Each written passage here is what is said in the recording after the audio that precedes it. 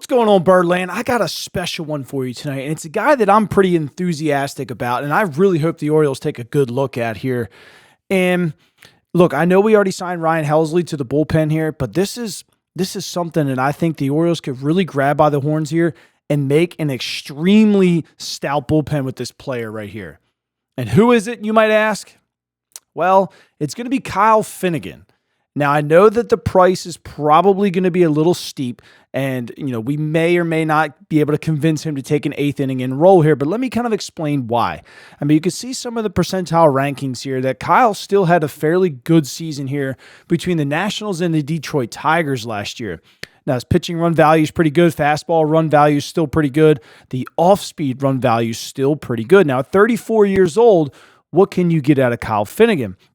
Now, you can see some of his movement profiles, his four-seam, the usage and whatnot, the split finger at 37%, which we're going to touch on here in a few minutes of this video. Now, the average exit velocity of him was fairly high, the chase rate kind of low. I mean, you could see these charts here for yourself. Now, what did Kyle Finnegan do here in 2025? Went 57 innings, 3.47 ERA, pretty respectable.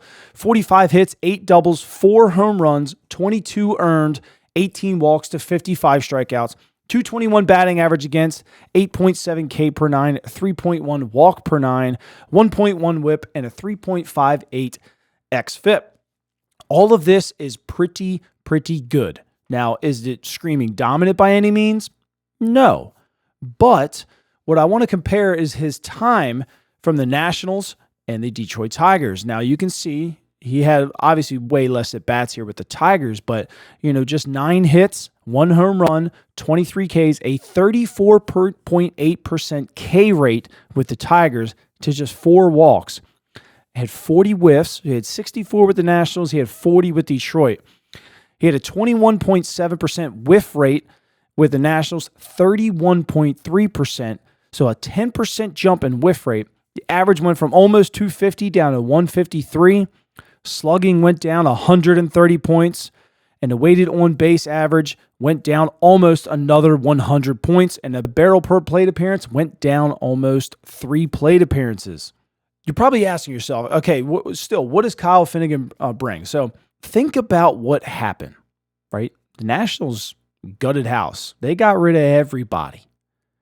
But Kyle Finnegan went to Detroit and made subtle adjustments. And I'm talking subtle. It wasn't a whole lot. And all of a sudden, he became a dominant back end of the bullpen kind of guy. I would love that for the Orioles. Now, again, Ryan Helsley is going to be good. He's going to be your closer. You got $14 million.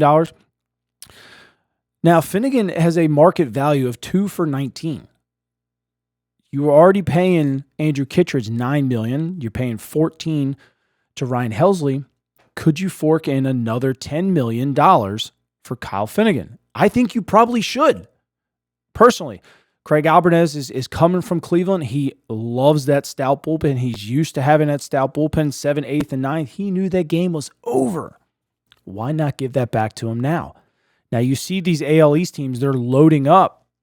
Now, look at some of these splits here. So he really focused on the split finger. He started throwing it 54.8% of the time in Detroit. So well up. Now, remember, for the full season, he only threw it 34% of the time. This split finger was just a pitch that he only threw less than 30% of the time when he's with the Nationals. So you're looking at almost a 25% jump in his splitter usage. And what happened? He produced a 135 average with it. What was his average in DC? 283. Average went down a lot. K rate, 46.3%. That's incredible. What was his K rate in DC? Just 24%. Whiff rate, 43.2%. What was it in DC? 32. Again, another 10% increase. The only difference that I seen that Kyle Finnegan made between DC and Detroit, a 2-degree arm angle change. Now, he's still throwing the ball at the same velocity. His release points were still the same horizontally and vertically. Was that just it? Was just getting his arm just a touch higher? Was those subtle adjustments what it took to get his ERA from a 4.38 with the Nationals down to a 1.50? Now, granted, this was just 16 games in Detroit, but these are significant differences here. Can you trust the numbers between 16 games in Detroit to think that this guy may have figured something out getting out of DC to take a chance on him next year in Baltimore?